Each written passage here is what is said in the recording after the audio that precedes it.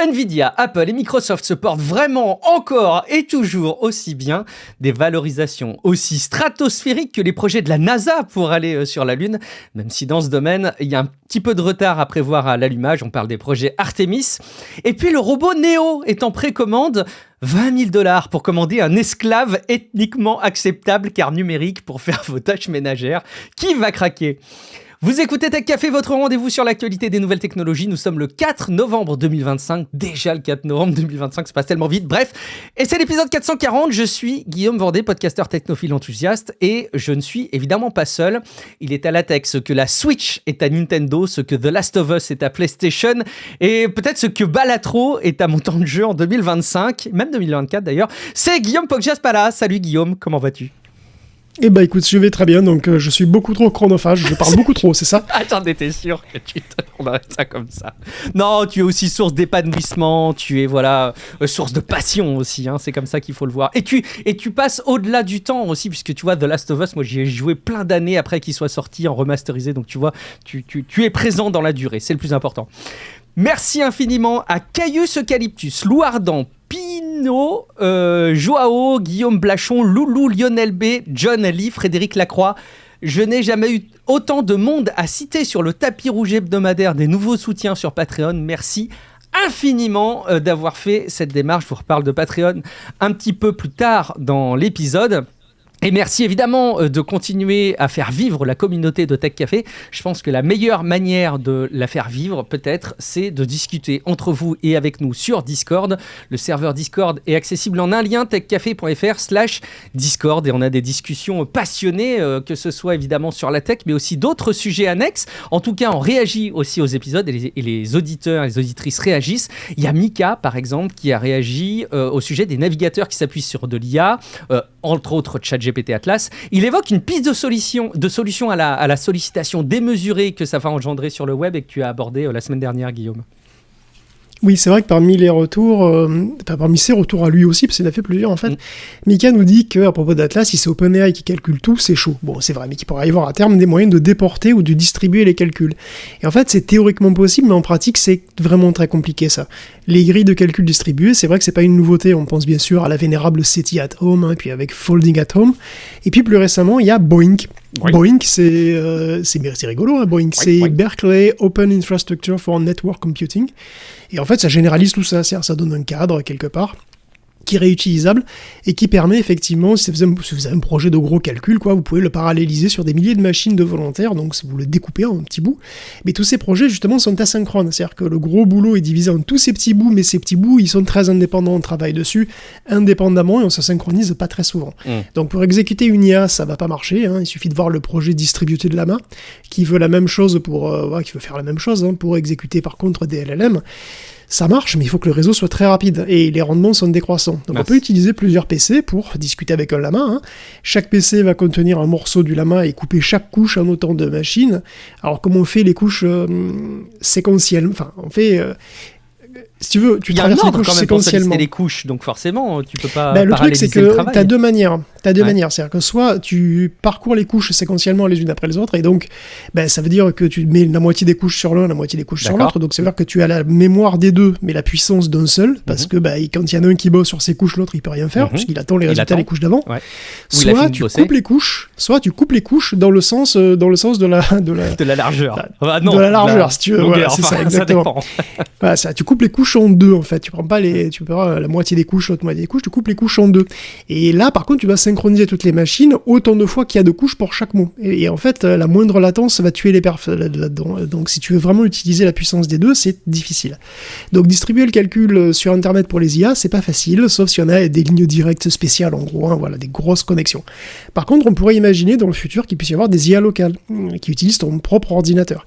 Donc, Windows qui s'utilise lui-même, ça serait finalement, sans devoir se connecter. Ça, c'est envisageable. Quand, c'est pas évident.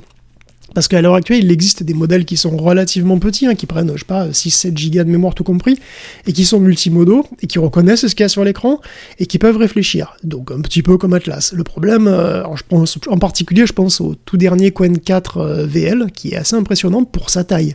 Après, il faut pas s'enflammer, on est très loin d'Atlas. Il faudra beaucoup plus puissant que ça, et donc sans doute aussi bien plus gros, pour arriver aux capacités qu'a le navigateur aujourd'hui, quoi.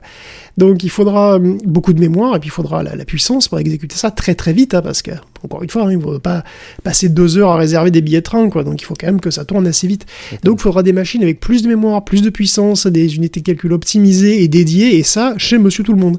Parce que c'est ça le truc aussi, Faire une IA qui utilise un PC, mais si elle prend 32 Go de mémoire, il nécessite une 5090, ce serait super, mais pour le grand public, c'est pas possible, tu vois. Donc avant que le grand public ait, par défaut, dans une machine type bureautique, de quoi faire tourner un machin comme Atlas, là, ça va faire des années.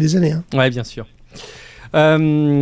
Évidemment, en particulier sur sa fonctionnalité d'agent. On en reparlera peut-être un tout petit peu tout à l'heure. Il y a une autre discussion sur Discord qui a fait écho au fait d'envoyer des serveurs dans l'espace pour un petit peu faire du refroidissement facile. Mais Potov se posait la question de la manière justement dont on pouvait gérer le refroidissement, parce que il n'y a pas d'air dans l'espace, Guillaume. Potov ou Pium ou encore Pod se sont posés de bonnes questions sur cette lubie de data center en orbite. Parce que des problèmes, il y en a. Déjà, c'est méga lourd, ces trucs. Et en plus, effectivement, foutre des ordinateurs en orbite en plein rayonnement, c'est pas une bonne idée. Donc, il faut les blinder. Et c'est possible de blinder les trucs, mais quand tu blindes, c'est encore plus lourd, du coup. Et après, ça chauffe beaucoup. Alors, on est dans le vide. Et la bonne nouvelle, c'est qu'on est au frais. Mais on est au frais a priori, parce qu'en fait, le vide spatial, de base, on dit c'est à moins de 272 degrés ou un truc comme ça. Mais en fait, c'est beaucoup plus compliqué, parce qu'il n'y a pas d'atmosphère. Donc, il n'y a pas de matière pour les transferts thermiques.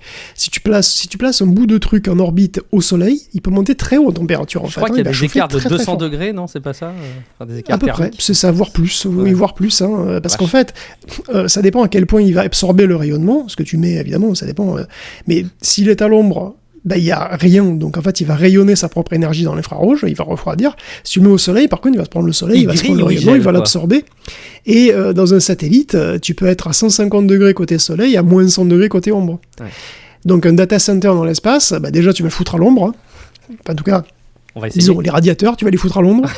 Et se pose la question de comment dissiper la chaleur, puisqu'elle vient de l'intérieur du serveur, elle vient de l'intérieur des puces. Donc ça veut dire qu'il faut extraire cette chaleur pour la mettre vers l'ombre, enfin du côté où elles peuvent rayonner tranquillement, quoi.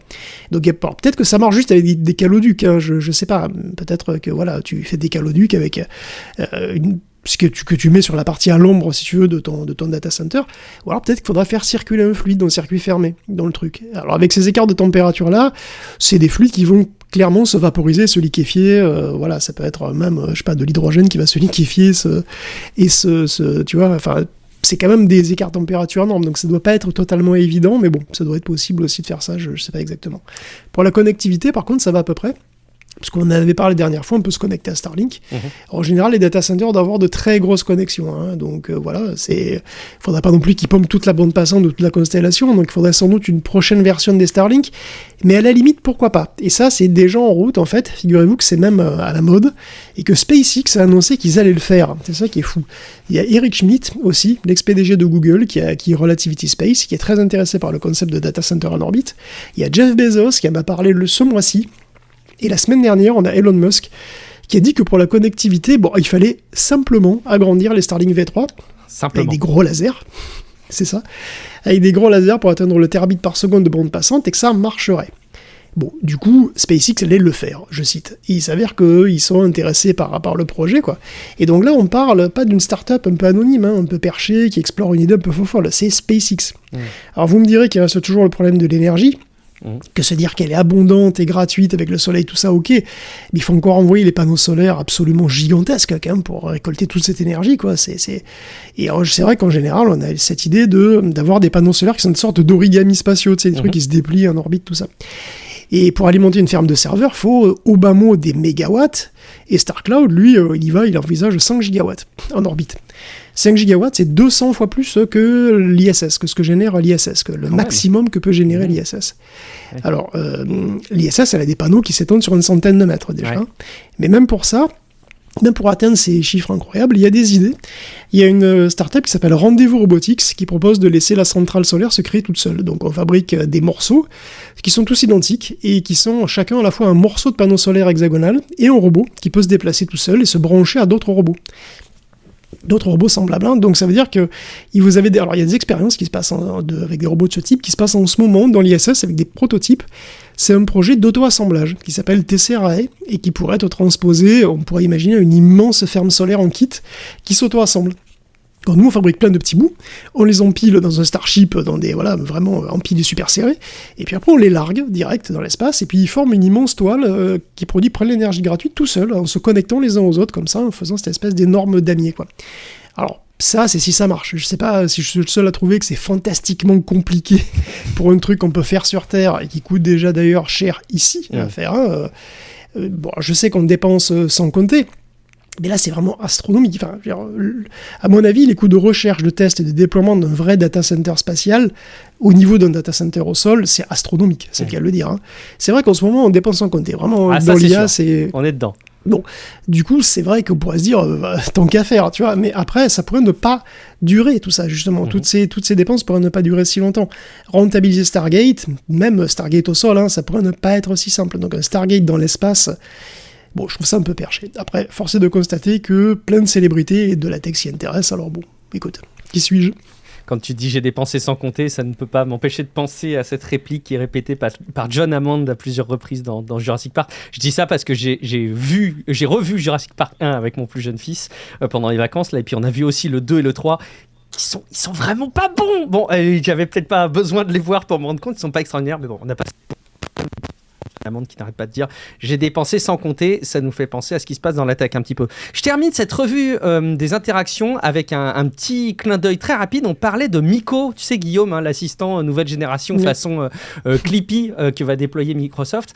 Ben, le rendu 3D et les effets de Miko fonctionnent avec Babylon.js. Et ben ce moteur, est-ce que tu sais qui l'a créé? Babylon.js, c'est pas moi. C'est pas toi, c'est pas moi non plus, loin de là. C'est Delta Koch. Tu sais, la personne qui fait les ouvrages avec les illustrations dont on a parlé à plusieurs reprises, eh bien, il est le papa de Babylon.js. Et donc, quelque part, je peux dire qu'il est aussi papa du rendu graphique, de l'interface graphique de Miko. Le monde est petit. Allez, sans autre forme de procès, on va parler des infos de la semaine. Et je dois dire, alors en plus de Jurassic Park, il y a une série que j'adore. Je vous en avais déjà parlé, c'est For All Mankind sur Apple TV+. Enfin, on doit plus dire Apple TV+, on doit dire Apple TV, même si on comprend rien, parce que c'est le même nom que le boîtier. Je digresse, excusez-moi. Cette série, donc c'est une uchronie, si vous l'avez pas vue, et réinvente un peu l'histoire qui aurait pu avoir lieu si les Russes étaient parvenus avant les États-Unis à se poser sur la Lune. Et on a l'impression un petit peu qu'il y a du challenge qui a lieu face aux États-Unis avec la Chine pour les projets Artemis pour se poser sur la Lune. Et côté États-Unis, ça a l'air d'avancer pas aussi rapidement qu'ils pourraient l'espérer, j'imagine. Et puis il y a même, sans mauvais jeu de mots, Guillaume, j'ai l'impression un peu de retard à l'allumage. La NASA a le seum quand même, hein, et SpaceX a la pression. Donc on évoquait déjà les soucis politiques de la NASA, ses soucis de gouvernance, voilà. On n'a pas évoqué le shutdown par contre, parce qu'au moment où je parle, les États-Unis n'ont toujours pas de budget. C'est fou ça, non? Incroyable. Et quel autre pays au monde est suffisamment dans le pâté pour ne pas parvenir à voter un budget? C'est inimaginable. C'est vrai, on connaîtrait pas ça nous en France. Enfin moi franchement. Non. Alors aux États-Unis, en plus, ça bloque vraiment tout. Les fonctionnaires sont pas payés, les agences gouvernementales ont plus de fonds, et la NASA, c'est pareil. Les gens sont pas payés. Ils doivent travailler quand même. Alors pour certains, c'est vraiment obligatoire, hein, parce que sans eux, il y a des gens dans la Station Spatiale Internationale qui pourraient juste mourir. Alors après, il y a aussi des missions spatiales scientifiques à plusieurs centaines de millions qui pourraient partir dans le décor, faire un peu n'importe quoi. Et puis Artemis. La NASA doit continuer. S'ils veulent continuer les tests et les développements de plein de trucs différents totalement nécessaires à la mission, ils sont obligés. Le SLS, il est toujours en route. Hein, il faut tester la fusée, le vaisseau Orion aussi. Il faut continuer d'entraîner l'équipage et tout ce monde. Évidemment, il faut l'entourer, quoi. Il y a beaucoup de travail. Il faut transférer le véhicule aussi pour tester le remplissage des réservoirs. C'est un truc qui fait 100 mètres de haut, hein, donc à déplacer, ça va être sympa. C'est une sorte de tâche énorme qui s'étend sur le pays entier d'ailleurs et qui implique des centaines de sous-traitants. Et c'est de plus en plus difficile parce que chaque maillon peut ralentir significativement l'ensemble. Et après, chaque maillon est affecté par le shutdown. Donc c'est surtout dur pour les petites entreprises, les petites structures qui sont pas payées non plus du coup. Et donc on va peut-être finir comme avec les contrôleurs aériens qui sont obligés de prendre un deuxième boulot pour pouvoir survivre en attendant la fin du shutdown, quoi. Alors parce que évidemment ils sont obligés de travailler quand même, hein, les contrôleurs aériens. Donc pour l'instant c'est une gêne. Et si ça continue, les perturbations vont se combiner pour tout foutre au point mort et ça va sérieusement handicaper les États-Unis par rapport à la Chine. Et ne pas se laisser doubler par les Chinois, c'est un enjeu majeur, hein, pour les Américains. Bien sûr. La Chine veut aller sur la Lune d'une manière plus traditionnelle que les Américains, avec une mission qui ressemble pas mal à celle qui était Apollo en fait. D'ailleurs un lanceur non réutilisable qui va direct, hein, et qui revient, voilà, comme à la grande époque. Alors à côté, évidemment, le Starship, le ravitaillement en vol du Starship, la station autour de la Lune, les projets de base lunaire permanente, tout ça, c'est très, très, très, peut-être trop ambitieux. Non, SpaceX a reçu plus de 4 milliards de dollars de la NASA pour les missions Artemis 3 et 4, avec des tests et des preuves qu'effectivement SpaceX peut amener des gens sur la Lune, et les ramener. SpaceX vient de publier une mise à jour de sa feuille de route en mettant en avant toutes les étapes qui ont été validées, ça c'est cool évidemment. Le problème c'est que y en a beaucoup qui l'ont pas encore été, celle du ravitaillement en orbite risque d'être difficile de prendre du temps. En fait l'objectif de SpaceX c'est Mars, d'ailleurs c'est vrai, ça a toujours été Mars, pas le mois de mars, hein, la planète. C'est mars 2026, ça se rapproche. Ah, c'est pas... Non, c'est ça. Et le truc, c'est qu'il veut aller sur Mars. Et du coup, il faut voir ça... Enfin, il faut voir aussi tout ce plan avec cette perspective-là. Parce que c'est essentiel, en fait, dans ce grand plan, le ravitaillement en vol, c'est la clé, en fait. C'est essentiel pour faire des rotations rapides et envoyer de grandes quantités de matériel sur Mars. SpaceX, donc, met ça au point dans le cadre de la mission lunaire, et après, il pourra s'en servir pour tout, et pour Mars en particulier. Alors, est-ce que, par contre, c'est la meilleure méthode, si tu veux, si on est pressé par le temps, là, c'est pas si clair. Starship, c'est un vaisseau /fusée qui est transformatif, hein, c'est vraiment transformatif. Hein. Non seulement il est super puissant, il peut transporter des charges énormes, il peut être réutilisé, mais le vaisseau lunaire lui-même, il est frappant, hein, il aura un espace intérieur de 600 mètres cubes, qui sera pressurisé. Hein.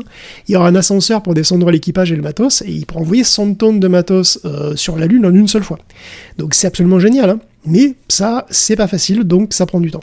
Bezos lui-même avait dit d'ailleurs que le plan de SpaceX était super complexe et très risqué, et aujourd'hui SpaceX annonce qu'il travaille sur des simplifications du coup. Alors il donne pas de détails, mais on sent que ça va sabrer, hein. Ça pourrait ressembler à ce sur quoi travaille Blue Origin, un lander lunaire sans doute bien plus gros que celui des missions Apollo, mais qui nécessite pas forcément de ravitaillement. Blue Origin d'ailleurs va tester un lander, hein, il en a 2 prévus, il y a le Mark 1, qui n'était pas censé avoir d'équipage, et qui est pas trop gros, et qui revient direct d'ailleurs, et le Mark 2 lui était plus gros, et il devait être ravitaillé en vol. Mais finalement, ils vont essayer de voir s'ils pourraient pas directement utiliser le Mark 1 avec des gens dedans, hein, mettre directement des astronautes à l'intérieur, parce que comme ça... Ils seront un peu serrés, mais ça passe quand même. Ça passe, allez, on y va. De toute façon, l'important, c'est, voilà, la question d'image, de qui retourne sur la Lune en premier, et peut-être aussi la question de l'ego de Trump. Ouais. Apparemment, c'est plus important que le fait de faire des trucs qui sont plus intéressants techniquement, en fait, hein, et peut-être même plus porteurs pour l'avenir.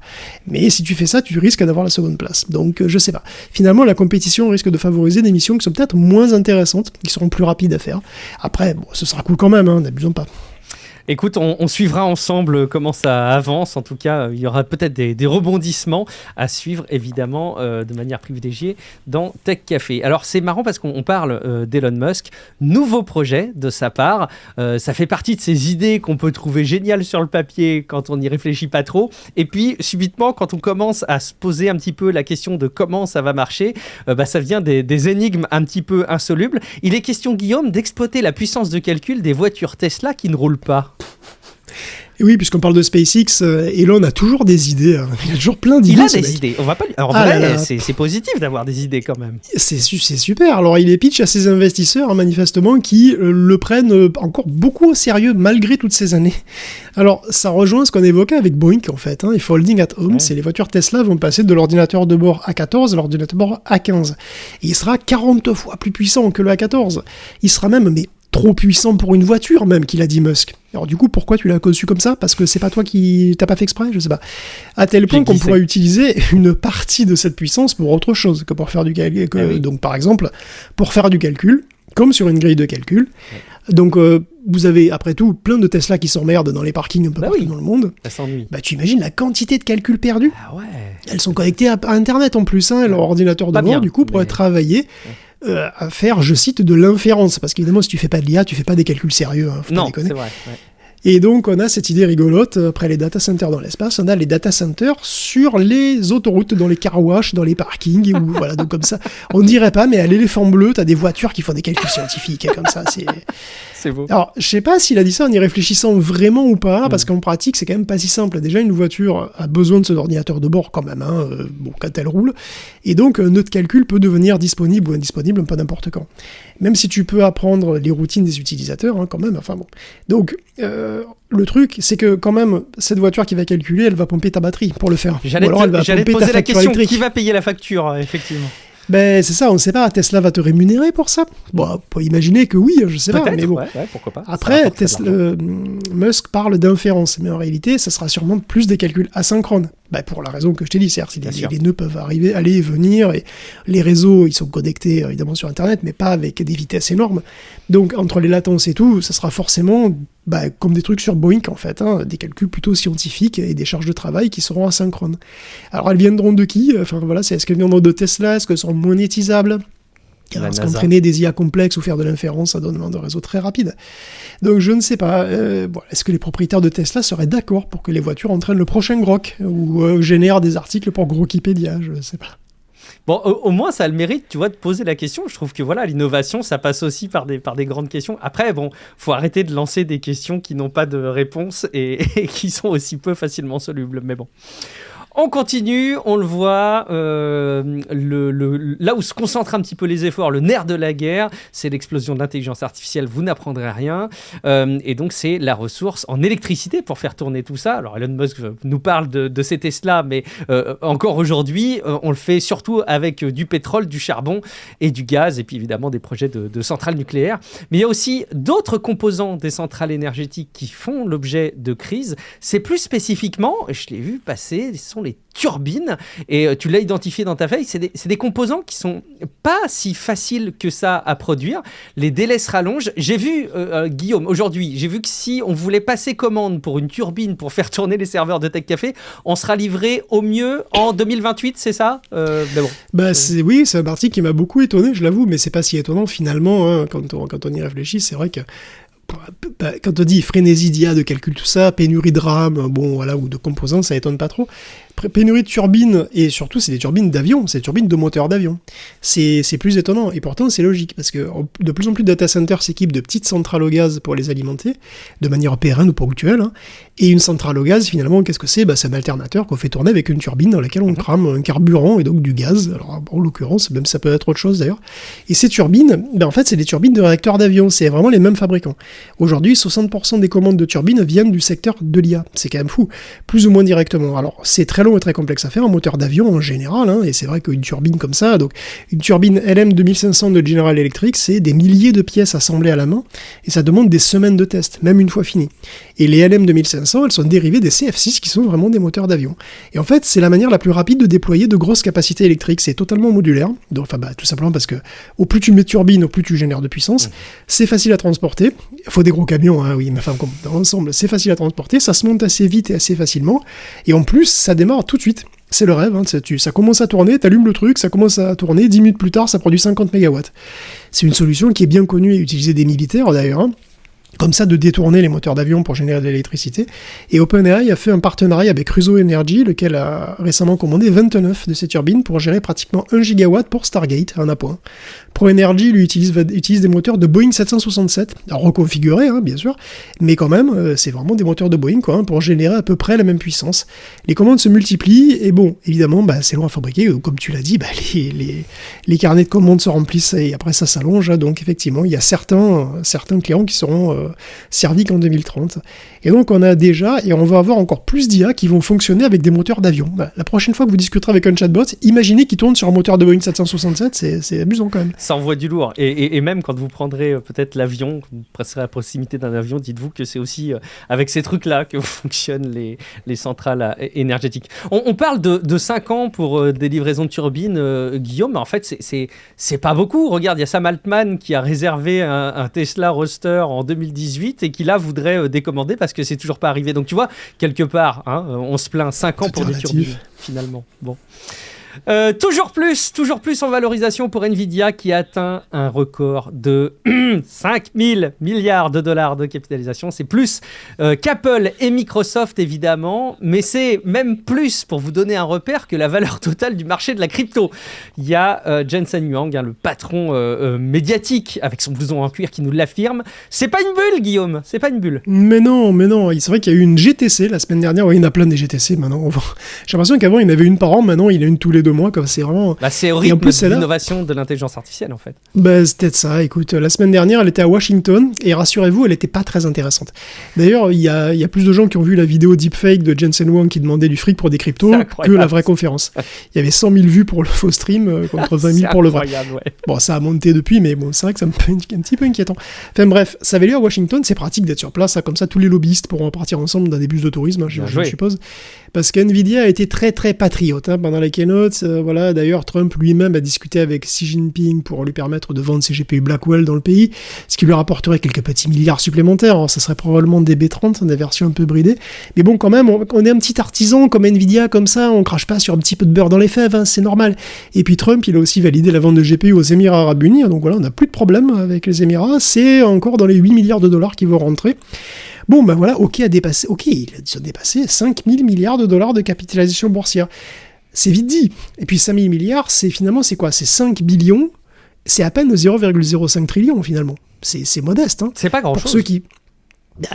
Pour ceux qui pensaient qu'il pesait seulement 4 000 milliards, faut suivre un peu, ça c'était au mois de juillet. Au mois de juillet, il pesait 4 000 milliards, c'est une éternité, il y a 3 mois. Il a gagné 1 000 milliards de dollars de capitalisation boursière en 3 mois. Et il devient d'ailleurs la première entreprise de l'histoire à les atteindre. Et c'est bien, alors qu'est-ce bien la capitalisation boursière, on rappelle quand même, c'est la valeur de l'action fois le nombre d'actions en circulation aujourd'hui. C'est pas 5 000 milliards à la caisse d'épargne. Quoique je pense que je serais assez content d'avoir 1% du livret A de Jensen. C'est pas faux. Tu pètes le plafond avec le livret A. Ouais, je pense. Alors bon, une bulle, mais pas du tout. Mais non, mais Jensen, il dit pas du tout. Pas du tout. On a plein de modèles qui sont super. On sera super content de payer pour tout ça. Il n'y a aucun problème. En attendant, effectivement, Nvidia caresse très tendrement Donald Trump dans le sens du poil. Et ça lui réussit. 500 milliards de contrats avec le gouvernement pour construire donc 7 super ordinateurs aux US. Ils ont revendu 4 millions d'unités Hopper, ils tablent sur 20 millions pour Blackwell. Avec tout ce pognon, Nvidia, du coup, il peut investir, et puis alors lui, il investit pas au-dessus du milliard. Ça sert à rien. Qu'est-ce que tu fais, moins de milliard ça passe pas. Donc, dans les 1 milliard dans Nokia. Ouais. Non, c'est l'unité de base, pour les comptables chez Nvidia, l'unité de base, c'est le milliard. Donc, il y a 1 milliard dans Nokia, dont l'action a immédiatement pris 22%, et 1 milliard dans Poolside, une boîte qui produit des IA pour les développeurs. Des LLM, en fait, pour les développeurs. Et des outils. Sinon, on a vu pour la première fois en Chérianos, en métal et en plastique, plutôt le Vera Rubin. Et Vera Rubin, c'est la prochaine génération, c'est qui viendra après Blackwell. Donc, il a présenté comme ça une carte mère avec des processeurs tout nus, mais vraiment tout nus comme ça. Et alors, la carte mère, elle est déjà de belle taille.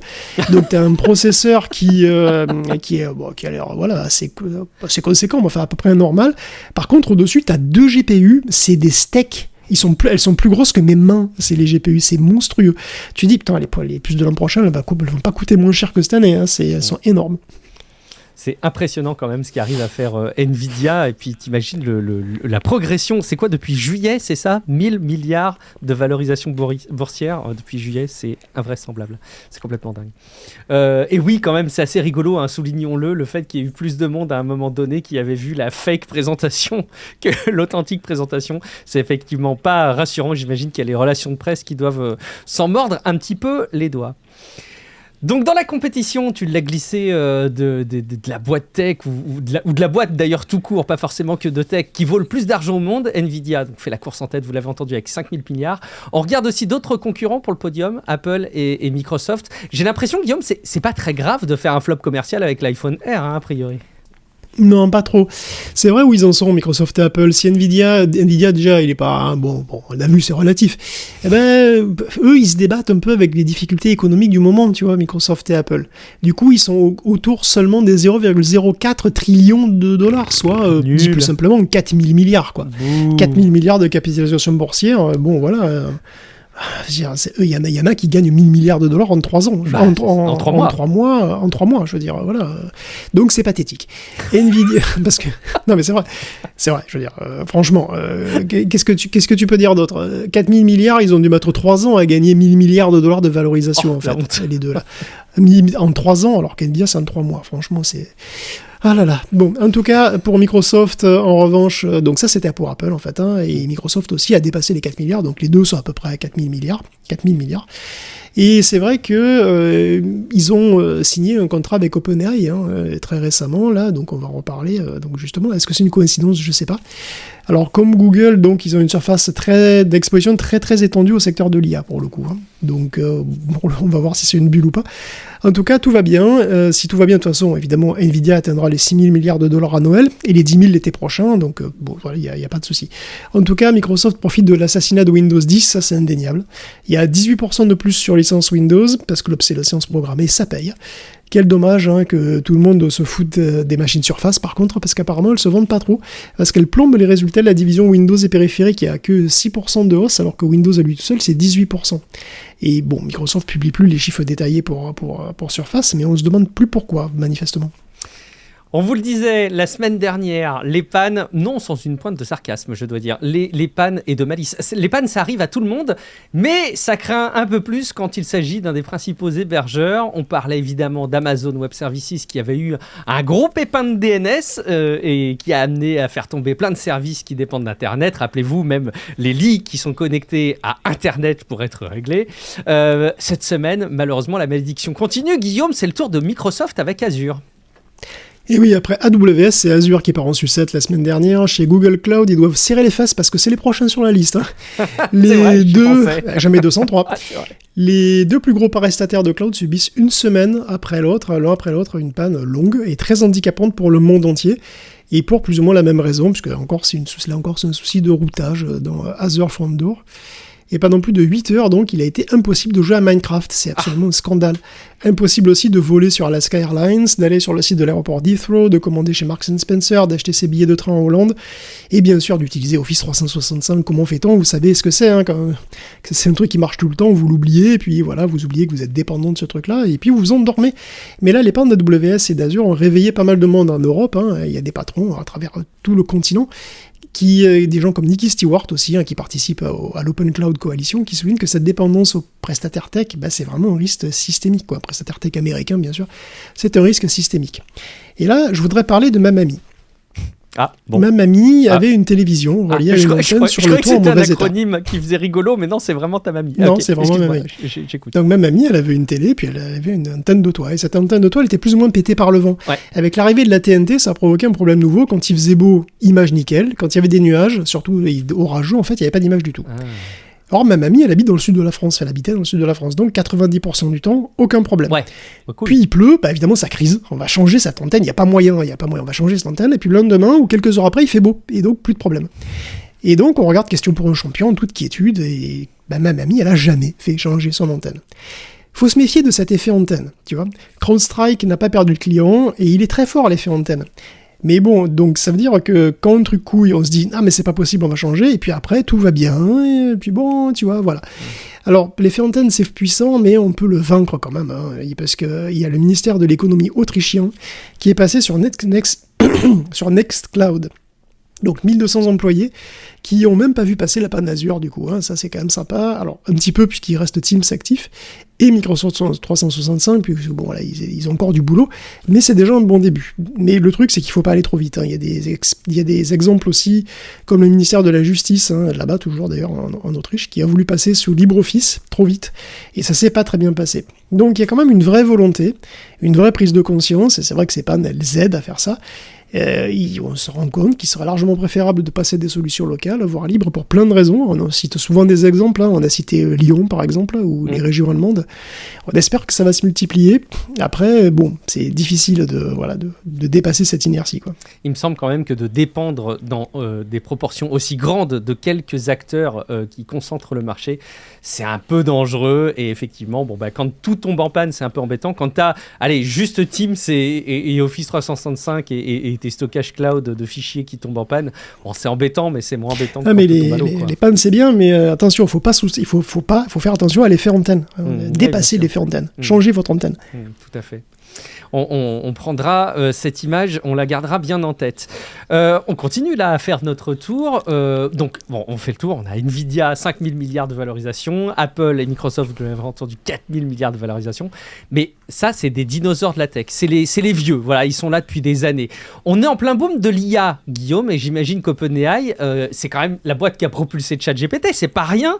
Ils l'ont mis sur le devant de la scène. Ils doivent eux aussi s'approcher du podium des boîtes tech les plus valorisées, non ? Ça doit être très haut là-dedans. Là, on va être obligé de parler d'OpenAI parce qu'il est dans l'actu aussi pour sa restructuration légale. Alors, on vous en parle de temps en temps. C'est vrai que c'est un sujet qui n'est pas forcément... Il est chiant. Pas forcément tout le temps, mais c'est quand même très administratif. Mais pour OpenAI, c'est un très gros enjeu. C'est un enjeu financier, puis c'est un enjeu de sa dépendance, de son interdépendance avec Microsoft aussi. Donc, bon, on va quand même passer dessus. Qu'est-ce qui a changé, donc, dans cette structure bizarre qu'était OpenAI ? Dis-nous tout. Qui était donc à la fois une ONG et qui dirigeait aussi une entreprise qui s'appelait OpenAI LLC. Eh bien, ça n'a plus rien à voir puisqu'on a une autre structure bizarre qui s'appelle OpenAI Foundation, est une ONG qui va contrôler OpenAI qui est une de PBC. Rien à voir donc. Alors il y a quand même des choses qui changent. Donc avant on avait c'était le bordel, maintenant c'est le bordel. Mais bon. Donc OpenAI Foundation ne va pas diriger vraiment complètement OpenAI PBC. D'accord. Mais elle a une part importante de la société. Elle a l'équivalent de 130 milliards de dollars sur, on ne sait pas exactement parce que il n'y a pas vraiment de chiffres complètement clairs, mais complètement publics. Mais bon, on imagine, certaines estimations, c'est 500 milliards pour OpenAI d'estimation. Et OpenAI PBC, surtout, n'est plus plafonné dans ses profits et devient une entreprise quasi standard. C'est-à-dire qu'il peut faire autant de fric qu'elle veut, lever autant de fonds qu'elle veut, etc. Ouf. Elle reste sur le papier en tout cas une PBC, donc une Public Benefit Corporation, et donc elle devrait s'astreindre à œuvrer pour le bien de l'humanité et à démontrer qu'elle le fait dans des rapports ouverts réguliers. On verra ça dans l'ensemble. Certains problèmes, pour certains investisseurs, demeurent. C'est-à-dire que la fondation OpenAI garde quand même un contrôle sur OpenAI, en fait. Mais bon, la fin du plafonnement permet plein de choses, et surtout, elle permet de récupérer 10 milliards de dollars promis par SoftBank. Et en ce qui concerne Microsoft, le deal est complètement renégocié. Donc OpenAI est plus libre de faire des deals avec qui il veut, donc d'autres clouds, et d'ailleurs, voilà. Il doit s'engager quand même à acheter pour 250 milliards de dollars de services Azure pour développer ses modèles. Donc voilà, OpenAI doit donner 250 milliards à Microsoft, qui est lui-même un des principaux investisseurs, puisqu'il possède 27% de la boîte désormais. Bon, voilà, ça, c'est d'ailleurs... Mais bon, ils peuvent aussi faire des deals avec d'autres clouds. D'ailleurs, ils en ont fait un avec Amazon pour 38 milliards de dollars, juste cette semaine aussi. Ça fait beaucoup de milliards, je sais.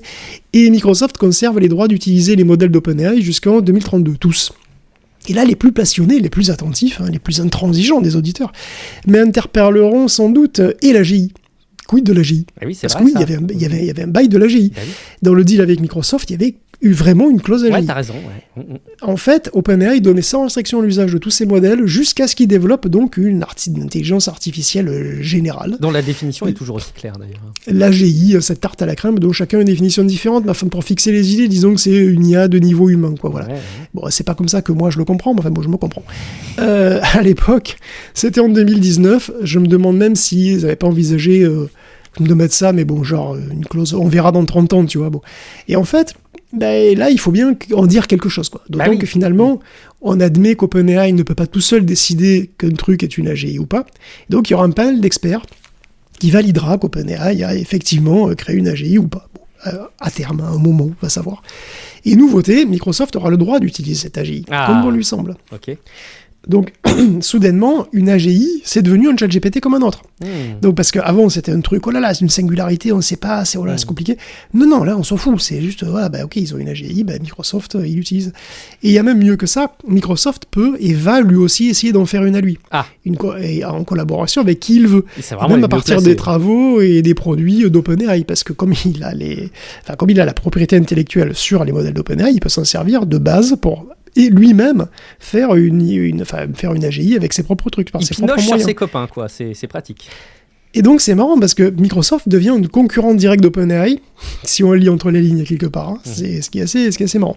Mais bon, pour simplifier, l'OpenAI qu'on connaît est donc désormais une boîte comme une autre, une boîte qui recherche de plus en plus de pognon et qui pourrait, dans un futur proche, faire une IPO. Donc voilà, passer en bourse, entrer en bourse pour lever encore plus de fric. OpenAI pourrait passer, c'est pas officiel, mais on sait que c'est un projet. Altman en a parlé, on sait que c'est un projet. Et il y a plutôt, plus ou moins, il y a la date de 2027 qui circule. Donc c'est naturel, je veux dire, pour Altman d'entrer en bourse. D'ailleurs, il a raison. Pourquoi passer par Patreon ? Je te le demande. On va rentrer en bourse nous aussi immédiatement. Je vois pas le problème. T'as raison. Et donc voilà, il compte lever beaucoup de fric et il pense qu'une IPO d'OpenAI pourrait lever 1000 milliards. Enfin, ça pourrait valoriser la boîte à 1000 milliards de dollars. C'est beau l'audace, quand même. On rappelle quand même que la boîte perd encore plus de 10 milliards de dollars tous les 3 mois. Ils font des pertes trimestrielles en permanence, effectivement.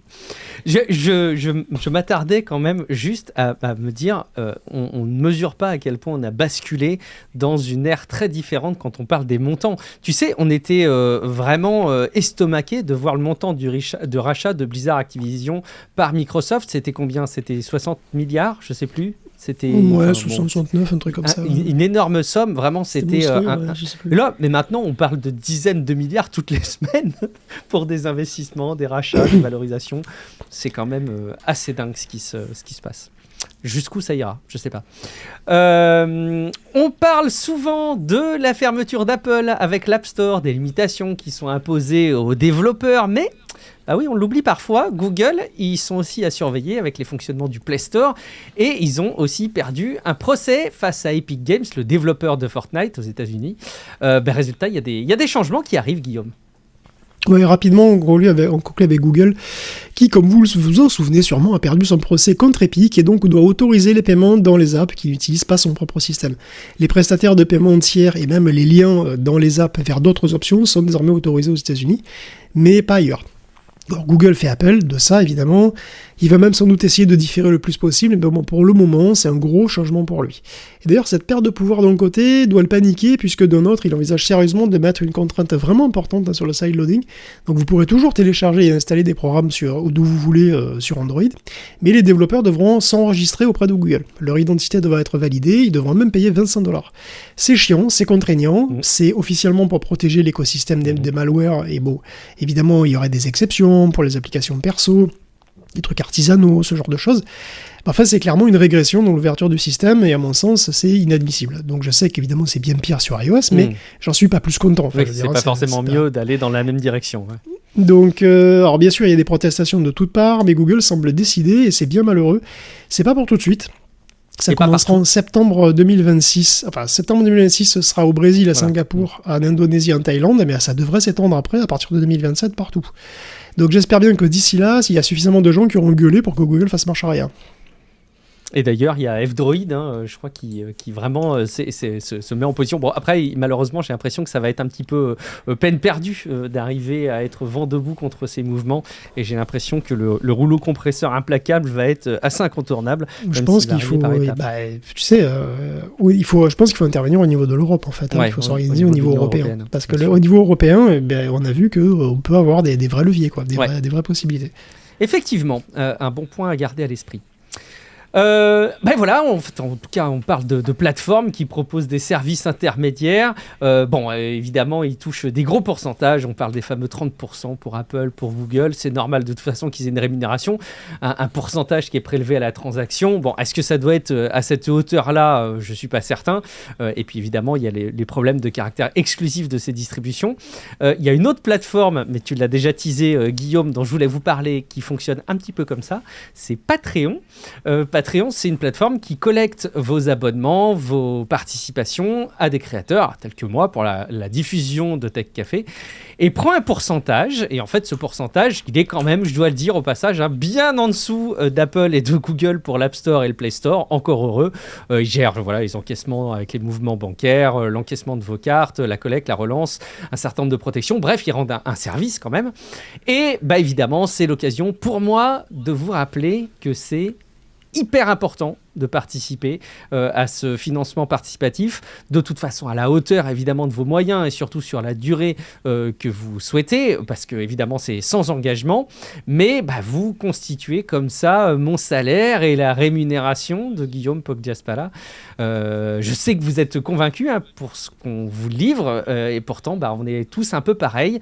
C'est un peu comme cette bonne vieille pile qu'on a la flemme de remplacer chaque jour. Il faut vraiment que je fasse un changement de pile là sur des interrupteurs connectés que j'ai à la maison, mais chaque jour je repousse, j'ai un peu la flemme. C'est comme ce papier administratif qu'on a oublié de renvoyer signé pour la 4e fois. On a des relances, ce coup de fil qu'on doit faire à des entreprises, à des cuisinistes par exemple. On sait qu'on doit le faire, mais on n'y pense pas. Et vous connaissez maintenant la chanson, tout a changé, c'est le cas de le dire. Je vous aide à vous rappeler de vous abonner à Patreon grâce à ma petite chansonnette. J'oserais dire peut-être un des candidats au tube de l'année. Vous me direz ce que vous en pensez en fin d'année. En tout cas, je cite, « Quand je mets mes chaussons, je pense à Patreon ». Il faut que ça devienne évidemment un réflexe. Alors, je dis réflexe, mais je devrais peut-être dire aussi automatisme. On m'a fait cette remarque sur Discord, sur l'utilisation de ces mots. Idéalement, il faudrait utiliser plutôt le mot d'automatisme plutôt que le mot de réflexe. Je suis pas certain d'arriver à me corriger à l'avenir. Je sais pas si c'est si grave que ça, mais je fais au moins attention aujourd'hui pour essayer d'instaurer cet automatisme. Cet automatisme, donc vous l'avez compris, c'est celui d'arriver chez soi après une session de sport, une journée de travail. Peut-être d'ailleurs même c'est les deux si vous êtes prof d'EPS ou coach sportif, et puis vous mettez vos petits chaussons si douillets, surtout en hiver, et à ce moment-là vous y pensez parce que vous avez l'automatisme, vous pensez à Patreon pour vous abonner à Tech Café en version premium, et vous allez immédiatement sur patreon.com/techcafé pour profiter notamment de l'écoute du podcast sans la pub, et puis vous assurer de nous rémunérer pour notre travail et faire en sorte que Tech Café reste très longtemps dispo, on l'espère, dans ce format. On continue la suite de l'épisode et on met de côté les sujets qu'on a abordés, mais vous allez voir que tout est lié parce que, en particulier grâce aux avancées de l'intelligence artificielle, on peut développer encore plus facilement de la robotique, des humanoïdes qui fonctionnent à 100% avec des automatismes. Est-ce que vous pensez que ça existe ? Donc ce sont bien les robots. Et justement, est-ce que vous êtes prêts à vous équiper d'un robot domestique pour faire votre linge, arroser vos plantes, ranger les jouets des enfants, sortir le lave-vaisselle, mettre la table ? Je crois que c'est le Saint Graal finalement, arriver à remplacer l'activité que même les ados les mieux éduqués n'arrivent pas à faire. Tout ça pour le prix d'une voiture, franchement, c'est ce que propose la société One X Technologies qui a ouvert les précommandes pour son robot Neo, Guillaume. La semaine dernière, dans le supplément, on parlait entre autres d'une vidéo de Figure qui introduisait la nouvelle version de son humanoïde, le Figure 03, et qu'il mettait en scène dans une maison de témoins, dans laquelle il faisait des tâches ménagères variées. C'était vraiment présenté comme un comportement autonome, et sur le site web, ça l'est aussi d'ailleurs. Donc il saurait faire des tâches même avec un horizon lointain, tout ça, qui implique en gros plusieurs sous-tâches, voire sous-tâches, etc. Et franchement, on était impressionnés parce qu'on y croyait, mais aussi parce qu'il n'y avait pas de date pour le Figure 03, il n'y a pas de date de sortie, il n'y a pas de prix. C'est une démo cool, et puis on verra en 2030, quoi, globalement. C'était un peu ce qu'on se disait, c'était un petit peu ce que j'avais en tête, mais bon. Comme un fait exprès, le Neo a débarqué en promettant à peu près la même chose, mais avec un prix et une date de sortie, et ça en 2026, quelque part en 2026. Il est déjà en précommande, et donc dans 3 mois, tu pourrais avoir, pour $20 000 ou pour $500 par mois en location, un Neo. Mais voilà, alors là, tout s'accélère. On avait coutume de dire que l'avènement des robots humanoïdes, ça sera plutôt dans la décennie suivante, quoi. Mais est-ce que je peux me commander une boniche robot pour le même prix, pour même pas le prix d'une Ford Fiesta ? C'est quand même extraordinaire. Ford Fiesta, c'est plus que 20 000, je me rends pas compte. Ouais. Oui, si, malheureusement, si. Si on regarde viteuf les démos, les vidéos, on pourrait le croire. Le robot est habillé, il a une sorte de juste au corps, il a l'air souple et moelleux. Il a une bonne tête avec ses 2 yeux caméra comme ça, et puis il a pas l'air d'être très aiguisé non plus comme gars quand même, hein, mais bon, il a l'air un peu lent, on le voit arroser des fleurs quand même, ouvrir des portes, nettoyer des trucs, mettre des verres dans le lave-vaisselle, franchement, il a pas l'air super dégourdi, hein, mais bon, quand même, c'est de la science-fiction. Et effectivement, ça en est Parce qu'en réalité, Neo ne sait pratiquement rien faire tout seul. Ouais. La plupart des tâches, en fait, pratiquement toutes, hein, sauf ouvrir une porte, ou te prendre une bière, enfin, ou t'apporter une bière, je crois. Et encore Ça nécessite un téléopérateur. Ça nécessite quelqu'un en réalité virtuelle. Aux Philippines ou pas? Pas forcément, mais en tous les cas, c'est un Jean qui est quelqu'un, un humain, qui prend le contrôle du robot pour faire les tâches. Et donc, c'est très très spécial comme deal que tu fais quand tu achètes un Neo. Parce que, en fait, si on lit attentivement le contrat, c'est vraiment explicite. Pour toutes les tâches qui sont trop dures pour le robot pour l'instant, vous acceptez qu'un gonze, on ne sait où, s'incarne dans le robot, et donc dans votre maison quand même, et puis fasse la tâche. Aussi débile soit-elle, comme plier une serviette ou rincer des assiettes pleines de bolognaise. Il y a un floutage des visages, parce que voilà, pour l'anonymité, mais bon, tu peux pas vraiment le contrôler. Et puis, il y a des pièces que tu peux interdire au robot, mais en gros, il voit et il entend tout. Ça peut paraître bizarre, mais le modèle, c'est Tesla. Parce que ça fait en gros 10 ans que la conduite autonome de Tesla est en bêta-test et que les acheteurs de Tesla fournissent, via leur voiture particulière, des montagnes de données pour améliorer graduellement tout ça.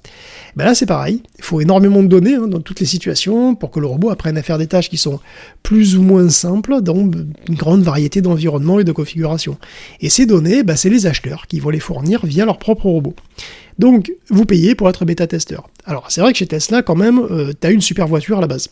Et le FSD marche de mieux en mieux. Là, c'est quand même moins évident. Certes, vous avez une sorte d'aide ménagère très chelou et très maladroite, voire un peu parkinsonienne, des fois. Quand on regarde certaines vidéos, on a un peu mal pour le robot, mais bon. Et le truc, c'est que tu as donc cette assez mauvaise aide ménagère pour très cher. Parce que c'est quand même pas un produit fini. C'est quand même cher pour un produit qui est pas fini du tout. Il faut bien réaliser que c'est un produit qui est en cours, quoi. Et votre maison, c'est votre maison. Le robot peut faire des conneries, il peut casser des trucs, foutre le feu, je sais pas moi. Il y a des accidents domestiques, ça existe, quoi. Et c'est plutôt courant. Et puis il est dans votre intimité, ce robot. On sait qu'à travers lui, des gens complètement anonymes pénètrent votre maison et s'y baladent. C'est comme ça que le secteur compte générer de la donnée pour améliorer ses algos. Je sais pas trop si ça va prendre à grande échelle. Et du coup, on peut aussi se demander si les robots humanoïdes domestiques vont se démocratiser aussi vite que ça. Et tu sais qu'il y a, au-delà de l'aspect vie privée, enfin, bon, c'est lié évidemment, mais c'est gênant, quoi, de savoir que tu as une personne qui est incarnée par un tas de tôles devant toi et tu lui dis, mais même pour toi, c'est gênant. Enfin, je sais pas, c'est gênant pour tout le monde. Tu lui dis, sors le lave-vaisselle, mais c'est horrible. Mais franchement, comment c'est possible ce truc ? Après, ça dépend. Je pense qu'il y a plein de gens qui peuvent se balader à poil devant le robot, lui dire, va me chercher une serviette, c'est bon, quoi. Ouais, j'avoue que le tempérament. Je garde des doutes. Et puis, bon, après, en termes de respect, il y a inévitablement des moments où il va y avoir la provoque. Tu vois, un propriétaire d'un robot contrôlé par un type à distance va faire exprès. On connaît la nature humaine face à des interfaces numériques. Ils vont les insulter, etc. Ça pose tellement de questions. C'est horrible. Allez, on va continuer à se poser des questions ensemble sur des trucs un peu fondamentaux. Un petit mot en particulier sur Sora 2, le modèle de génération de vidéos d'OpenAI. Il y a des sociétés japonaises et vraiment des connues, parmi lesquelles il y a Bandai Namco, les studios Ghibli, Square Enix et d'autres, qui ont adressé une demande écrite à OpenAI pour arrêter l'entraînement sur les œuvres protégées. Il faut dire qu'il y a des vraies ressemblances là, Guillaume.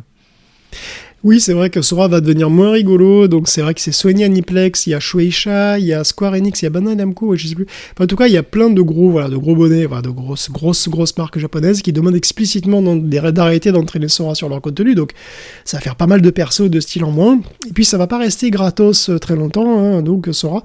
Pour l'instant, c'est 30 générations gratuites par jour, ça va baisser. Rêvez pas, parce que bon, ils reconnaissent eux-mêmes que l'usage actuel est absolument pas gérable. Sur la durée, c'est pas possible, et qu'en plus, c'est pas rentable. Mais ils ont de toute façon pas assez de puissance pour. Donc ça sera sans doute à terme beaucoup moins de générations par jour, peut-être 5, et puis vous devrez payer des boosters. Alors là, ils parlent de 4$ pour générer 10. Bon, c'est le projet actuel. Ils explorent plein de pistes de monétisation. Par exemple, celle de payer pour mettre un personnage spécifique dans ta vidéo, par exemple. Je sais pas. S'ils étaient pas partis, tu pourrais payer pour mettre Cloud. Tu pourrais payer, je sais pas, Square Enix pour mettre Cloud ou Tifa dans ta vidéo. Je sais pas, un truc comme ça. Faire payer les caméos, en gros, selon ce que décident les propriétaires des diverses propriétés intellectuelles, quoi. Donc, en fait, vous l'avez vu, ils savent pas. En fait, ils naviguent à vue, ils lancent des produits, puis ils réfléchissent après, quoi. C'est vraiment ça, ils sont complètement paumés. Et d'ailleurs, puisqu'on en parle, puisqu'on parle d'OpenAI, on peut aussi parler de... tout petit follow-up rigolo sur Atlas, puisqu'on évoquait la semaine dernière les capacités d'Atlas en mode agent, tu sais, qui va sur le web tout seul pour vous. Et j'avais dit que sur Ars Technica, ils avaient essayé de le faire jouer à 2048 et que ça avait plutôt bien marché. Alors du coup, c'est marrant, cette semaine, il y a des chercheurs c'est l'université de San Diego qui ont tenté d'autres jeux pour voir quelles étaient les faiblesses et les capacités d'Atlas. Alors Atlas, il est super lent. Donc ça veut dire qu'il est incapable de jouer à des jeux d'action comme Flappy Bird ou T-Rex Runner, parce que, bon, on s'en doutait, mais bon, voilà, c'est clair, il est nul. Bon. Néanmoins, il arrive à compléter le Sudoku 75% plus vite qu'un être humain moyen. Ah, ok. Et pour 2048, il arrive à un score de 2242 en moyenne contre 3463 pour les êtres humains. D'accord. Ce qui est pas si honteux. Mais si on va plus loin, on perçoit bien les limites du truc. Ils ont fait jouer à Stein World, qui est une sorte de RPG en 2D, comme sur Super NES, quoi. Petit RPG, voilà, vu de dessus. On constate que selon les informations qu'on lui donne, il s'en sort plus ou moins mal. Si on lui dit rien, il essaye tout, il tente de s'adapter, et ça foire en gros. Si tu lui dis comment interagir, tu lui donnes quelques petits indices, tout ça, ouais, il va commencer à bouger, il va commencer à faire les premiers objectifs, mais il va vraiment pas très très loin. En gros, il est pas capable de jouer à Stein World. Ok, il n'est pas prévu pour ça, mais bon, quand même. Il y a Claude et GPT-5 qui sont censés savoir jouer à Pokémon. Hein, donc voilà. Après, ils jouent à Pokémon, mais ils prennent un temps fou pour le faire aussi. Et Atlas, il doit couper court à un moment. Donc là, clairement, à un moment, il fait la première mission, puis il rend la main, quoi, tu vois. Alors, le modèle a aucun réflexe, donc ça, on s'en doutait. On constate qu'il est aussi très sensible aux instructions et qu'il arrive à s'adapter, mais quand même, c'est à la marge. Dès qu'on sort vraiment d'un site web classique, ça devient vite très compliqué, et voilà, bon, Atlas, c'est pas une AGI, quoi, hein, ou alors, ça se trouve, c'est une AGI, mais c'est une AGI qui est tellement lente qu'elle prendra 50 ans pour finir Pokémon, on ne sait pas, parce qu'on lui donnera jamais ce temps-là, mais voilà, c'est vraiment, pour l'instant, on en est là, quoi. Bon, c'est sûr que c'est une espèce de démonstration de ce qui pourrait être possible si jamais toutes les limitations qu'on a aujourd'hui étaient remplies, mais c'est pas gagné du tout.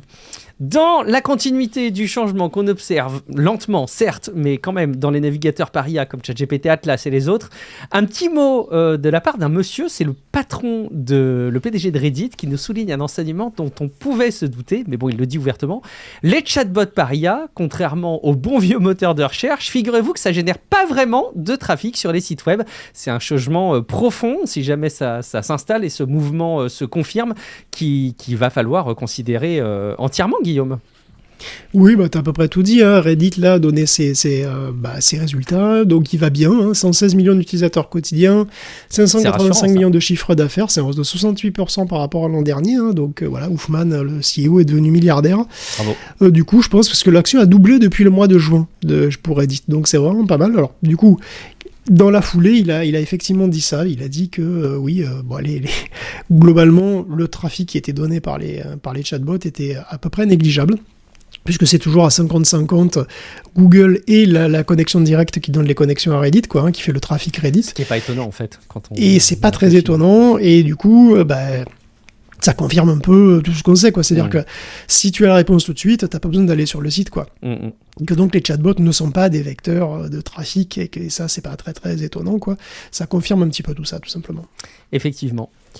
Et puis, on continue aussi avec un nouveau suivi dans l'usage donc, des chatbots par IA comme ChatGPT, en particulier celui des jeunes, également un usage qui se confirme, hélas, on peut le regretter comme étant fréquent, le fait d'aborder des choses difficiles telles que les suicides, les envies de suicide avec ces outils, Guillaume.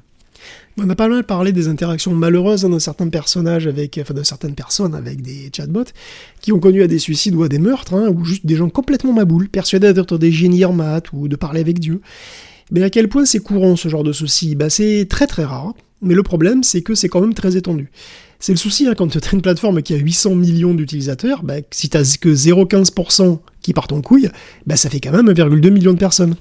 Et 0,15%, c'est le nombre d'utilisateurs qui parlent activement d'intention de suicide avec ChatGPT. Et si j'ai bien compris, il y en a un autre, 0,15%, qui montre un attachement émotionnel élevé, comprendre délirant, hein, je pense à ChatGPT. Donc c'est un souci, et OpenAI le sait très bien, et ils font des efforts pour ça. Hein. Il y a GPT-5 qui a été mis à jour pour aller moins dans le sens des utilisateurs, pour répondre aussi mieux en cas de soucis mentaux, quoi. C'est jamais 100%, évidemment, hein. Donc GPT-5 serait 91% conforme à ce que veut OpenAI. Donc voilà, c'est pas loin des objectifs, mais enfin, ça veut dire quand même qu'il foire une fois sur 10, quoi. Donc ils ont engagé 170 experts consultants, mais c'est compliqué, c'est une IA, c'est très difficile à contrôler. Et en face, évidemment, on a énormément de couverture médiatique de tout ça. Donc ça mousse, et les politiques se sont obligés de faire un truc, comme d'habitude. Et donc une proposition de loi de 2 sénateurs américains, un démocrate et un républicain d'ailleurs, qui propose d'interdire les chatbots au moins de 18 ans, comme le porno. Bon, remarquez bien que l'un n'empêche pas l'autre, puisqu'il existe des des chatbots porno, donc bon.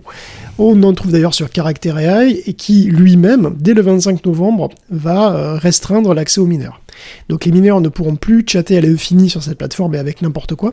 Les mineurs ne seront pas interdits sur Character AI, mais ils seront dirigés vers une expérience spécifique qui va les encourager, je cite, à rechercher des expériences créatives plutôt qu'un compagnon. Et évidemment, il y aura toujours des bots, mais évidemment, j'imagine des bots plus sages, et puis ce sera limité à 2 heures par jour. Donc dans la proposition de loi, le chatbot devra aussi d'ailleurs... proposition de loi des sénateurs, le chatbot devra dire qu'il est un chatbot toutes les 30 minutes. Il devra dire « je suis pas humain, je ne suis qu'une machine froide et sans âme ». Voilà. Tout ça suppose encore que les plateformes connaissent l'âge de leurs utilisateurs, et donc ça rejoint aussi toute la problématique de l'identification sur Internet qui est vraiment très très à la mode en ce moment. La boucle est plutôt presque bouclée, effectivement. On peut justement enchaîner avec des réflexions. En fait, comment est-ce que les IA, excuse-moi, j'étais sur le sujet d'après, j'allais en griller un, justement, on continue, donc avec les IA, est-ce qu'elles sont trop souvent d'accord avec les utilisateurs ? ChatGPT est-il souvent en phase avec ce que vous lui racontez ? C'est bien possible, de ce que je comprends, Guillaume. Ah oui, on sait très bien que les chatbots ont l'habitude de nous caresser dans le sens du poil, c'est logique, le client est roi. Alors les chatbots sont très gentils avec nous et on adore ça, on en redemande, mais ça va trop loin. On le sait déjà, vu les faits divers qu'on voit passer donc de temps en temps, et à l'université de Sofia et l'ETH Zurich, ils ont voulu le quantifier un petit peu et savoir quels IA étaient les plus gros lèche-bots. Quels bots étaient les plus gros lèche-bots. Pour ça, ils ont pris une approche mathématique, puisque en fait, ils ont construit des théorèmes faux, mais plausibles, et puis ils ont demandé à divers modèles de leur prouver. L'idée, c'était de voir à quel point les lèche-bots vous prouvent des théorèmes faux pour vous faire plaisir. Alors bien sûr, ils n'arrivent pas vraiment à prouver le théorème, puisqu'il est faux, mais ils font semblant, et ils vous disent que oui, tout va bien, vous avez raison. Et vous êtes le plus beau. Quel enfumage. Et tous ces muscles, oh là là, vous avez tous ces muscles, en fait, vous faites des mathématiques, vous êtes vraiment un génie. Alors, qui est le pire faillot ? C'est DeepSeek 3.1 qui vous pommade 70% du temps. Vient ensuite Qwen 3 à 65% du temps, Grok 4 avec 43%, et puis c'est Gemini avec 37% et GPT à 29% qui fait le meilleur score. Donc OpenAI n'a pas menti en disant qu'ils avaient vraiment essayé de réduire la flagornerie de GPT-4o, on le voit. En fait, je trouve que c'est même dommage que GPT-4o n'ait pas été testé, parce que je pense qu'il aurait été vraiment très très haut. En open source, le meilleur, c'est d'ailleurs aussi OpenAI, c'est GPT-OSS 120B qui est à 33%. Par contre, ce qui est très marrant, c'est que les IA font aussi globalement ce qu'on leur demande. Et donc, si on leur demande explicitement de valider le théorème d'abord, de vérifier que c'est bon, alors DeepSeek, il est beaucoup moins agréable et il te donne raison que 36% du temps. Par contre, ça change pas grand-chose pour GPT, puisque lui, il est déjà très bas, donc il reste au même niveau. Après, il y a la flagornerie, et puis il y a aussi le cache-misère, parce qu'on remarque aussi que les IA vont dans votre sens d'autant plus facilement que le problème est compliqué. Genre, oulala, ça a l'air compliqué ce truc-là. Non, mais lui, il me dit que c'est bon, mon humain, il me dit que c'est bon, on va partir là-dessus, puis c'est bon, quoi. En plus, c'est des faillots et des fainéants, en fait. C'est vraiment, bon, voilà. Et c'est vraiment ça, quoi. Donc, du coup, il faut aussi mesurer l'utilité du modèle, c'est-à-dire à quel point il est capable de résoudre tout simplement le problème qui est posé sans t'enfumer. Et à ce jeu-là, c'est GPT qui le remporte encore, le concours, avec de bonnes réponses honnêtes, soit 58% du temps. GPT OSS 120, donc la version open source, étant à 47%. Alors après, les autres sont plutôt autour de 33%. Puis, alors il y a aussi pire, les chercheurs ont constaté que si les IA vous donnent volontiers raison, elles se donnent raison à elles-mêmes encore plus volontiers. Ça, c'est pire quand même. Donc si c'est un théorème qu'elle a inventé elle, alors là, elle est beaucoup plus encline à le prouver, même s'il est faux, il n'y a pas de problème. Alors si les théorèmes c'est pas votre tasse de thé, pourtant le théorème c'est bon. Bref, pour enfoncer le clou, on peut aussi citer une étude de Stanford qui veut quantifier la flagornerie sociale. C'est-à-dire quand les IA vous donnent raison, vous valident, même quand vous êtes très clairement un connard, ou un abruti, ou les deux. Et pour ça, ils se sont rendus sur Reddit. Bon, c'est idéal, évidemment. Vous avez des fils où les gens demandent des conseils. Et même où ils demandent explicitement si c'est eux les trous du cul. Je cite, il y a un subreddit qui s'appelle « Am I the asshole ?» Donc, pour le premier cas, c'est 3000 questions ouvertes qui ont été récoltées et 800 humains qui ont été recrutés comme groupe de contrôle. Ces humains, à la morale irréprochable, bien sûr, des humains, ont validé les actions de celui qui postait la question que 39% du temps. Et les LLM, quant à eux, ont validé 86% du temps. Donc c'est un festival. DeepSeek et GPT-4o sont proches de 100%. Donc en gros, ils ont tout le temps raison. Les utilisateurs ont raison. Le client est roi. La critique, le plus critique d'ailleurs, c'est un vieux Mistral 7B, mais il est quand même à 77%. Donc voilà. Alors en ce qui concerne les trous du cul, parce que ça, c'est quand même ce qui nous intéresse, Guillaume. les chercheurs ont récolté 2000 questions de gars qui se demandent s'ils ont été des connards. Et dont la communauté a décidé que très majoritairement, oui, ils en étaient. Les LLM, eux, pensent que non, pas du tout, vous êtes des gens très bien, c'est pas votre faute, à 55% quand même. Hein. Okay. Donc le valideur de trou du cul en chef, c'est Quen, qui dit que non, vous avez raison, c'est pas vous le connard, c'est pas vous le trou du cul, 80% du temps. Le plus critique, c'est Gemini, qui n'est d'accord que 18% du temps. Si GPT-5 se distinguait tout à l'heure, c'est pas le cas ici, là il est juste moyen, voire plutôt très enclin à la lèche en fait. Et il y a pire, hein, sur un dataset de 6000 intentions problématiques, donc des trucs qui peuvent clairement aboutir à un danger pour le sujet lui-même ou pour les autres, les LLM sont aussi en moyenne à 47% d'accord. Donc ils sont censés être alignés pourtant, hein, être sécurisés pour ne pas aller dans le sens de quelque chose qui ferait du mal, tu vois. Mais non, elles préfèrent nous flatter quand même, parce que je sais pas, c'est bon pour le commerce, ça, sans doute. Ah oui, c'est clair, à mon avis, tu renouvelles plus ton abonnement quand tu as été un petit peu flatté. Je pense que ça a été mesuré, ça. On enchaîne avec une petite rubrique jeux vidéo avec Guillaume. Amazon qui revoit sa copie sur sa stratégie au global dans les jeux vidéo. Une fois de plus, hein, en fait, quelque part. Oui, tristesse encore hein, cette semaine, puisque en fait, c'est pas 10 000 personnes, comme on l'a dit la semaine dernière, qui vont être virées de chez Amazon.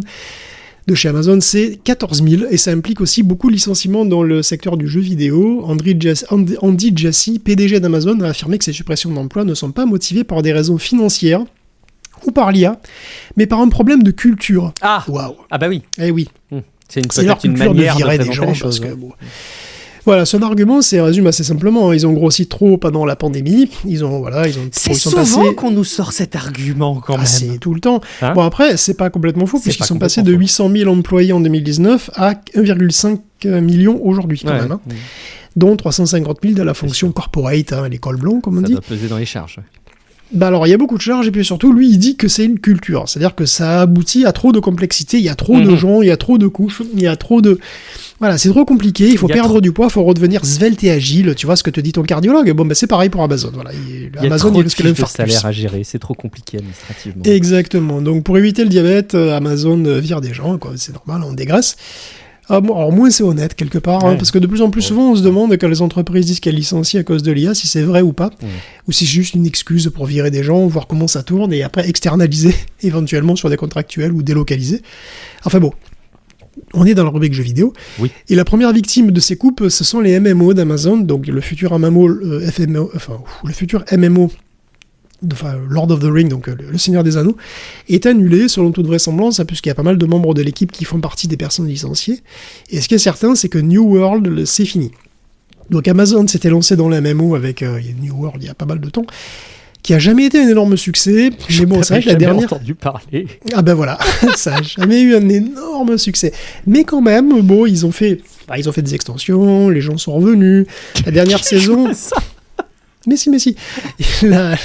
La dernière saison a fait revenir quand même pas mal de temps, même pour un temps, mais bon, en tout cas, les serveurs New World vont rester en ligne jusqu'au 31 décembre 2026, après quoi, tes persos niveau 100 seront définitivement effacés, hein, c'est vertigineux, hein, si t'as passé 400 heures dessus. Enfin, Amazon va pas complètement arrêter tous ces MMO, puisqu'il édite aussi Lost Ark et Throne of Liberty, qui vont continuer à recevoir des mises à jour, mais ils vont se recentrer manifestement sur du plus grand public. Et donc il y a un nouveau Tomb Raider qui est en cours, il y a un MOBA, et voilà, et puis Luna est relancé quand il marche, c'est-à-dire si vous n'avez pas d'appareil Apple, n'est-ce pas? Ouais, t'as raison de le souligner. Ouais, j'en parlais un petit peu sur Discord, il y a eu des retours, effectivement, les petits lags dont je parlais en me connectant en Wi-Fi sur Luna, effectivement, ils étaient quand même moindres quand j'ai refait un test et que j'ai suivi les préconisations d'un article de Corben qui a été partagé dans Discord qui indiquait que il y avait des canaux qui étaient préférables quand on était connecté avec des appareils Apple, quand il y avait même des appareils Apple dans le réseau Wi-Fi, parce que à cause de AirDrop et de tous ces trucs-là, en fait, ils changent en permanence de canaux. Je sais pas si ça va se vérifier dans le temps. En tout cas, je continue à tester Luna. Alors, je vais avancer un tout petit peu dans Hogwarts Legacy. Il est pas mal ce jeu pour l'instant. Je sais pas si je vais pas très très vite m'en lasser, mais par contre, j'aimerais bien tester les jeux vidéo sur canapé, les fameux jeux de société numériques qu'ils ont dans l'offre Luna. Ça, je vais essayer de me trouver un petit peu de temps avec les enfants pour tester ça. On continue, Guillaume. Microsoft semble de son côté se satisfaire de sa stratégie sur Xbox. J'aime beaucoup. J'aimerais tester le jeu vidéo sur canapé. Pourquoi ? Parce que là, tu joues dans ta baignoire à Hogwarts Legacy. Je joue à mon bureau, voyons, Guillaume. À ton bureau. Oh là là. Ah ouais, non, je fais ça bien. Non, tu sais que je me suis rendu compte que je n'utilisais jamais mon canapé pour les jeux vidéo, effectivement. Sauf quand j'ai un Steam Deck entre les mains et que je suis dans le canapé. Mais sinon, sur la télé, Bon, bref, pardon, on s'égare. Parlons de Microsoft, plutôt. Oui, les plans de Xbox, ça marche moyen en ce moment, parce que... Oui, c'est vrai, scoop. Ils ont un plan, en fait. On dirait pas comme ça. Mais c'est réfléchi, tout cet immense bordel.